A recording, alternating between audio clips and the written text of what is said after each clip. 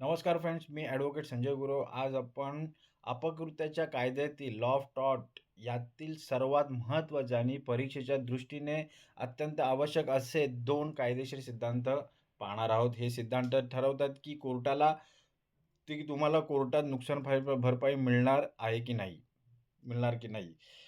तर नाव काय आहे, की कायदेशीर इजा आणि नुकसान, हक्कभंग आणि हानी, लीगल इंजरी आणि डॅमेज. डेफिनेशन काय आहेत, व्याख्या काय घेता येईल, हे कलम सेक्शन नसून कायदेशीर सिद्धांत लीगल मॅक्झिम्सवरती आधारित. डॅमनम सिने इंजरी याचा अर्थ असा आहे, की एखाद्या व्यक्तीचे आर्थिक किंवा प्रत्यक्ष नुकसान झाले आहे, परंतु त्यांच्या कोणत्याही कायदेशीर हक्कांचे उल्लंघन झालेले नाही. काय म्हटलेलं आहे, damage without legal injury it's mean substantial harm is cause but no legal rights is infringe. दुसरा आहे इंजुरिया सिने डॅमनम. याचा अर्थ असा आहे, की एखाद्या व्यक्तीच्या कायदेशीर हक्कांचे उल्लंघन झाले आहे, परंतु त्याचे कोणतेही प्रत्यक्ष आर्थिक किंवा शारीरिक नुकसान झालेले नाही आहे. काय म्हटलेलं आहे, legal legal injury without damage it's mean a legal right is violated if even no actual harm or loss is suffered.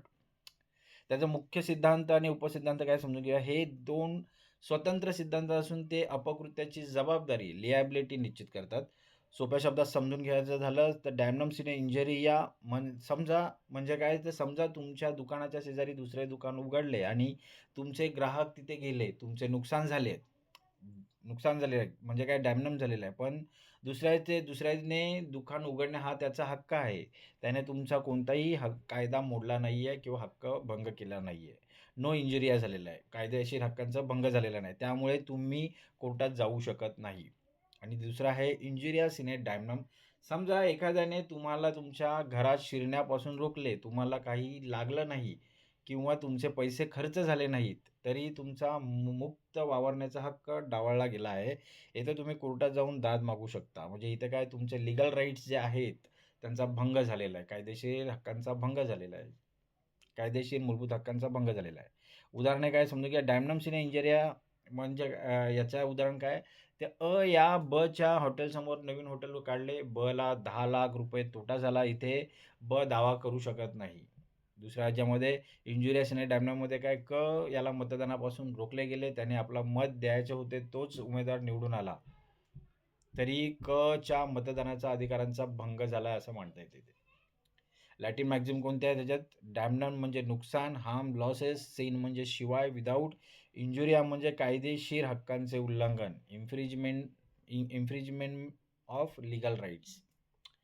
हे सिद्धांत का अस्तित्वात आले, कायद्याचा मुख्य उद्देश हक्कांचे रक्षण करणे आहे. जर फक्त पैशाच्या नुकसानीवर न्याय दिला असता तर श्रीमंत लोक गरिबांचे हक्क पायदळी तोडू शकले असते. तसेच जर प्रत्येक व्यावसायिक स्पर्धेला गुन्हा मानले असते तर व्यापार करणे अशक्य झाले असते. म्हणून हे सिद्धांत अस्तित्वात आलेले आहेत. महत्त्व आणि उद्दिष्ट काय, न्यायालयाला कळते की कोणत्या केसेस चालवायच्या आणि कोणत्या निकालात काढायच्या. व्यक्तीच्या कायदेशीर हक्कांना, लीगल राईट्स, हक्कांना सर्वोच्च स्थान दिलेलं आहे. न्यायव्यवस्थेत सुसूत्रता आणणे, यासाठी हे महत्त्व आणि उद्दिष्ट आहे. न्यायालयीन प्रकरणे काय आहेत, केस लॉज काय आहेत, खटला ग्लोस्टर ग्रामर स्कूल 1410 मधला खटला आहे. प्रसंग काय, एका शिक्षकाने शेजारी दुसरी शाळा काढली. पहिल्या शाळेचे नुकसान झाले. प्रश्न असा होता की नुकसान झाले म्हणून दावा करता येईल का, तर निर्णय दिला नाही. हे डॅमनम सिन इंजुरिया आहे. व्यावसायिक स्पर्धा हा गुन्हा नाही. दुसरा खटला होता Bhimsing versus state of Jammu Kashmir, 1985 मधला खटला आहे. प्रसंग होता, भीमसिंग या आमदाराला विधानसभा अधिवेशनाला जाताना पोलिसांनी बेकायदेशीरपणे ताब्यात घेतले. प्रश्न होता, जरी त्यांना शारीरिक इजा झाली नसली तरी त्यांच्या हक्कांचा, कायदेशीर मूलभूत हक्कांचा भंग झाला आहे का. निर्णय दिला हो, हे इंजुरियस इन डॅमनम आहे. सुप्रीम कोर्टाने त्यांना 50,000 रुपये नुकसान भरपाई देण्याचे आदेश दिले. आता संविधानिक कलमे आणि इतर कायदे समजून घ्या. कलम 32 आणि 226 मूलभूत हक्कांच्या उल्लंघनासाठी सर्वोच्च सर्वोच्च व उच्च न्यायालयात जाण्याचा अधिकार दिला जातो. इंजुरियस इन डॅमनमचे हे उत्तम उदाहरण आहे. कलम 19(1) मध्ये कोणताही व्यवसाय किंवा व्यापार करण्याचे स्वातंत्र्य आहे.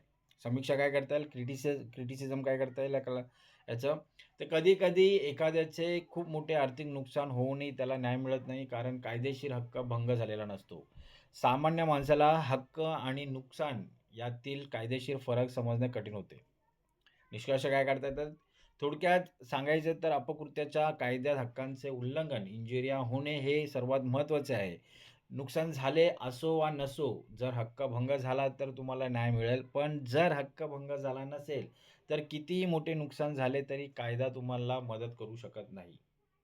तर मित्र आज आपण अपकृत्याच्या कायद्यातील हा घटक व्यवस्थितपणे समजून घेतलेला आहे. हा घटक अधिक चांगल्या प्रकारे समजून घेण्यासाठी हा घटक म्हणजेच काय? कायदेशीर इजा आणि नुकसान, हक्कभंग आणि हानी हे समजून घेण्यासाठी, लीगल इंजुरी आणि डॅमेज या गोष्टी समजून घेण्यासाठी तुम्हाला हा व्हिडिओ वारंवार पाहावा लागेल. याच्यात तरतुदी तुम्हाला चांगल्या प्रकारे समजून घेण्यासाठी हा व्हिडिओ वारंवार पहा, जेणेकरून याच्या तरतुदी तुम्हाला चांगल्या प्रकारे समजतील. असेच कायदेविषयक ज्ञान मिळवण्यासाठी आमचं चॅनल सबस्क्राईब करा, लाईक करा, शेअर करा आणि आपल्या प्रियजनांना, मित्रांना फॉरवर्ड करा, जेणेकरून त्यांचंही कायदेविषयक ज्ञान वाढेल. तर आज आपण इथेच थांबूया. धन्यवाद.